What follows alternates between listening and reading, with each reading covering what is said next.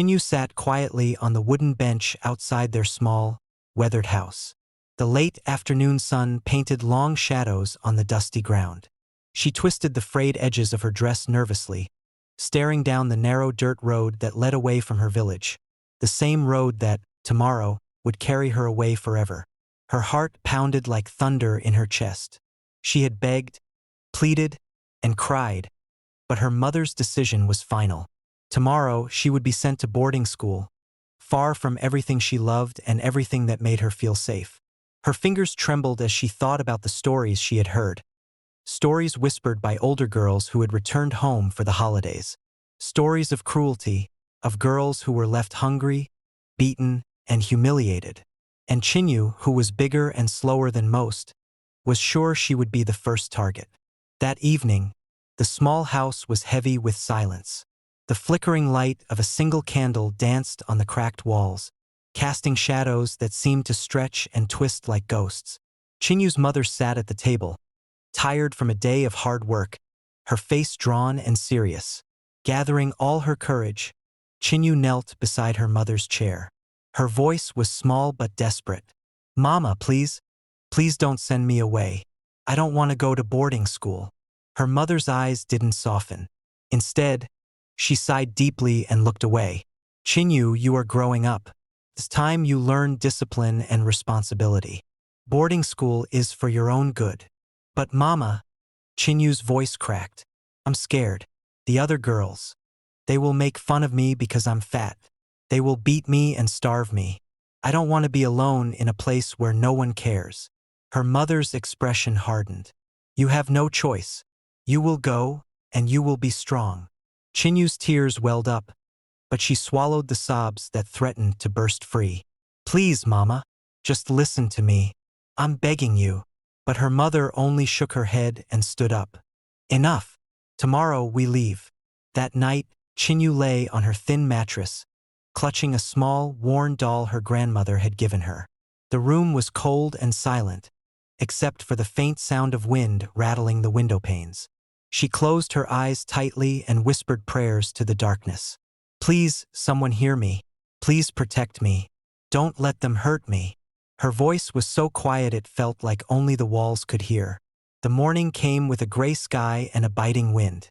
Chinyu's mother packed her clothes into a battered suitcase, hardly looking at her daughter. There was no hug, no last words of comfort, just a firm hand that pushed her toward the waiting bus. As Chinyu climbed aboard, the other students turned to look. Their eyes were sharp and cold, filled with cruel amusement. Whispers floated through the air like poison. The bus rumbled to life and carried her farther and farther away from home. Chinyu watched the trees and houses blur past the window, feeling smaller and more alone with every mile. At the school gates, a tall man with cold, hard eyes greeted them. "Welcome to St. Agnes Boarding School," he said without a smile. The grounds were large and imposing. Tall iron fences surrounded brick buildings that looked as old as the village itself. Chinyu's stomach twisted in knots. From the first day, the older girls made sure she knew she was different, unwanted and weak. They called her names, laughed at her when she tripped, and whispered cruel jokes behind her back. During meals, they shoved her tray aside and stole her food.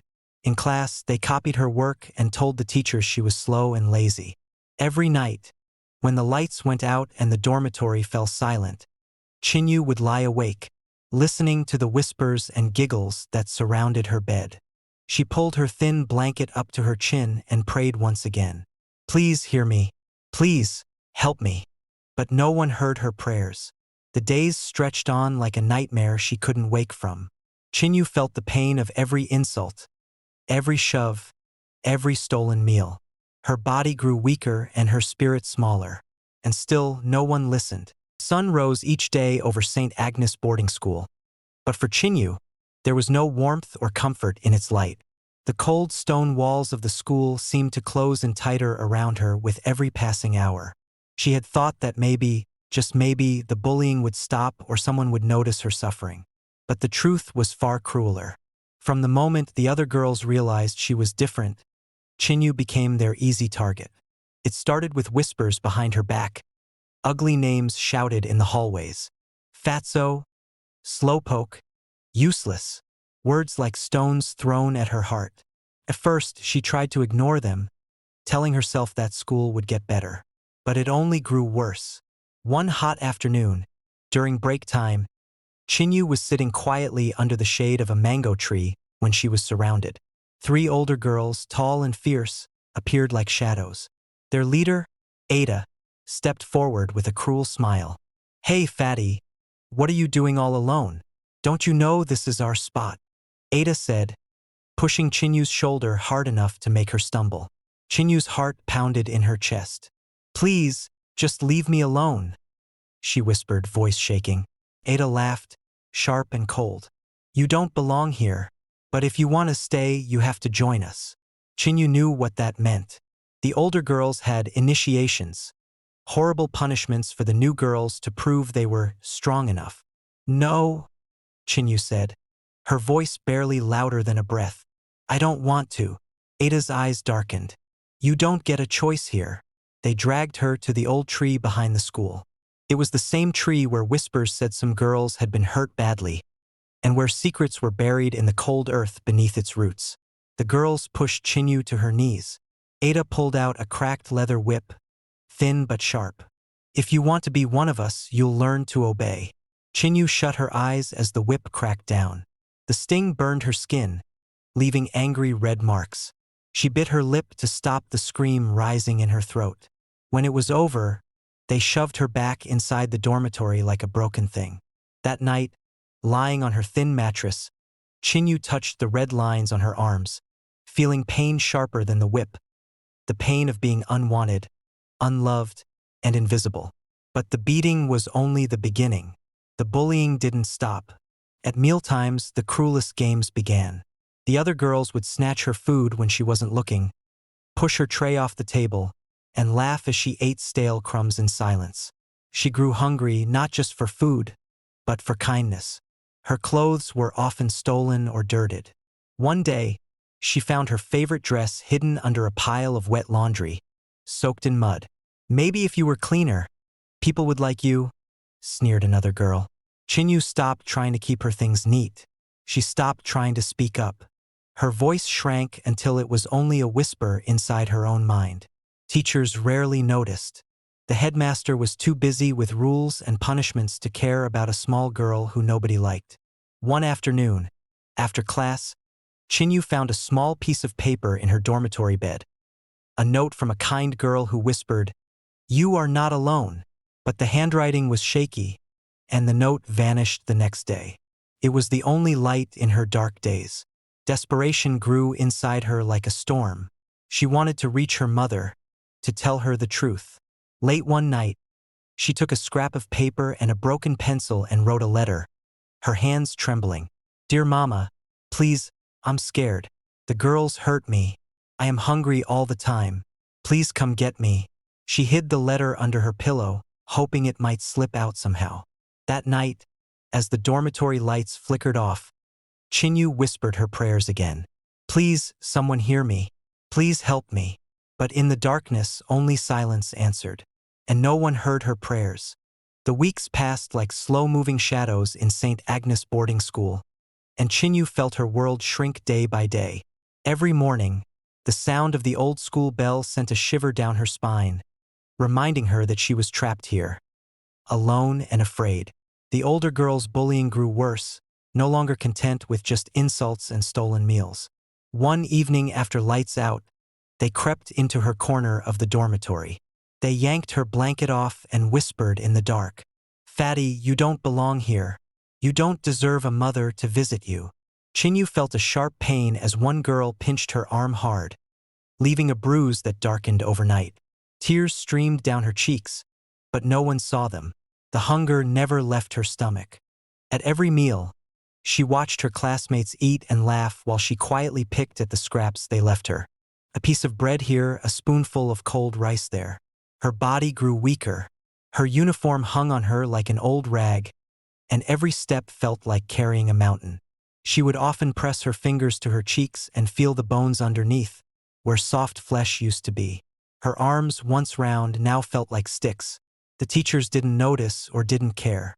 Whenever Chinyu tried to speak, they would hush her, telling her to behave. You need to toughen up, Chinyu, they said. Stop complaining. She began to dream of home. Every night, she whispered her mother's name into her pillow, praying she would come and rescue her. She remembered the warm kitchen at home, the smell of stew and the sound of laughter.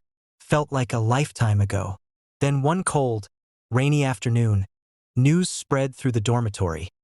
Parents were coming to visit. Chinyu's heart leapt. For the first time in weeks, a tiny flame of hope flickered inside her. She wanted to scream with joy. She wanted to run outside and wait at the gate. That morning, she tried to make herself presentable. She combed her hair with trembling fingers and washed her face, even though the cracked mirror showed a stranger's face. Thin, pale, eyes too large for her face. The school grounds buzzed with excitement. Girls ran to hug their mothers and fathers, tears of relief and happiness flowing freely. Chinyu stood at the edge of the courtyard, her eyes darting everywhere, searching. Minutes passed, then hours. The crowd of parents grew thinner. Her heart began to sink. Then she saw her mother, the same figure she'd seen so many times at home, strong and proud. Chinyu's legs almost gave way with relief. She ran to her, the tears already spilling. Mama, Mama, please, I want to come home. Please take me away, she cried, clutching her mother's wrapper as if it were a lifeline. Her mother's eyes softened for a moment, but the lines on her face hardened again. She held Chinyu at arm's length, looking her up and down. Chinyu, she said in a low voice, look how thin you've become. Why are you not eating? Are you not studying? They starve me, Mama. Chinyu sobbed. They beat me. They call me names. I can't stay here. Please. Her mother's lips trembled, but she shook her head slowly. My daughter, life is not easy. You must learn to be strong. You will thank me for this one day. Chinyu fell to her knees, her tears soaking the dusty ground. Please, Mama. I don't want to die here. Her mother looked away, her eyes glassy with unshed tears. You will survive, Chinyu. You must. A teacher walked over, his arms crossed. Madam, it's time to leave. Her mother rose, wiping her eyes. She turned to Chinyu and hugged her briefly, her embrace stiff and cold. Be strong, my child, she said. We will see each other again. Chinyu clung to her skirt, but her mother pulled away and walked off, leaving Chinyu kneeling on the ground. The courtyard emptied slowly, and the sky turned gray and heavy. Chinyu watched the last parent leave and felt her hope drain away like water through her fingers. She stumbled back to the dormitory, her legs weak and trembling. She lay on her thin mattress, pulling her knees to her chest. The walls felt like a prison, pressing in on her. She whispered into the darkness, Mama, please come back. But the silence only deepened. The other girls laughed at her from their beds. See? Nobody wants you, one girl hissed. Chinyu bit her lip until it bled. Tears blurred her vision. The pain in her heart was deeper than any beating she'd ever received. Her body shivered, growing thinner and weaker with every passing day. And once again, no one heard her prayers. Days blurred into nights, and Chinyu's body, already frail from constant hunger and abuse, began to weaken even more. She could barely lift her head from her thin mattress. The simplest tasks, walking to class, standing in line for meals, felt like climbing a mountain. One evening, as the rain drummed hard on the dormitory roof, Chinyu's head felt light and her chest ached with every breath. Her hands shook when she reached for her battered plate of rice. She barely managed a few bites before dizziness took over. Are you pretending again? One girl sneered. Just eat. But Chinyu couldn't. She slumped to the floor, her breath rattling like dry leaves. Her eyes fluttered shut. A teacher was finally called. But by then Chinyu was shivering, her lips pale, her forehead burning with fever. She tried to whisper for her mother, but no sound came. The teacher scolded her for being dramatic. Stand up, Chinyu. You're stronger than this. But Chinyu couldn't. By the time they decided to take her to the local hospital, it was too late. The journey felt endless as she was bundled into a rickety school bus, her head resting on a tattered pillow. Her eyes stared at the cracked ceiling, searching for something. Maybe mercy. When they arrived at the hospital, nurses rushed her inside. Machines beeped, doctors shouted orders, but Chinyu's breathing slowed, then stopped altogether. A young nurse touched her wrist and shook her head. "She's gone," she whispered. When the school called Chinyu's mother, she came running, breathless, her heart pounding in her chest. She pushed past the nurses until she reached the small, cold room where Chinyu lay on a metal table, pale and lifeless. "Mama, please come back," Chinyu had whispered only days before, but now silence filled the room. The doctor's face was grave. "Madam, I'm so sorry. Your daughter has passed. We found internal wounds, some bleeding in her stomach, possibly from repeated blows." Chinyu's mother's mouth opened in a silent scream. She felt the world tilt around her. "No, no, my Chinyu. What happened to my daughter?" she wailed, clutching the cold hands that had once clung to her. The headmistress shifted uncomfortably. "Madam, boarding life can be tough, but we did our best." She was weak. She couldn't cope. The mother's eyes blazed with fury. "Don't lie to me. My daughter told me she was being beaten, starved, and bullied. Why didn't you protect her?" But the headmistress only muttered excuses about discipline, rules, and how Chinyu needed to be stronger. "Please, madam," the doctor intervened gently. "Your daughter was too weak to survive the injuries. I'm so sorry." The mother collapsed on the floor, sobbing. Her tears fell on Chinyu's lifeless body. She wanted to scream at herself for not listening to her child's cries, for ignoring the signs that something was terribly wrong. She remembered the day Chinyu had begged her not to leave her at the boarding school. The memory cut her like a knife. They gave her Chinyu's small bag of belongings, her tattered uniform, a broken comb, a few school books stained with tears. She carried her daughter's body home, the weight of guilt pressing down harder than any burden she'd ever known. At the small family compound, she buried Chinyu in the red earth, tears streaming down her cheeks. She knelt by the grave and whispered, "I'm so sorry, my child. I should have listened to you." Days turned into months, but the mother's guilt never left her. Every night, she saw Chinyu's thin face in her dreams, heard her voice pleading, "Mama, please don't leave me." She lit a candle by Chinyu's grave every evening, praying for forgiveness, but the silence of the earth never answered. Moral lesson: always listen to the cries of your children. A child's fears are real, and sometimes their voices are the only warning you'll ever get. Never ignore their pain or silence their tears. Sometimes your decision can change a life or end it.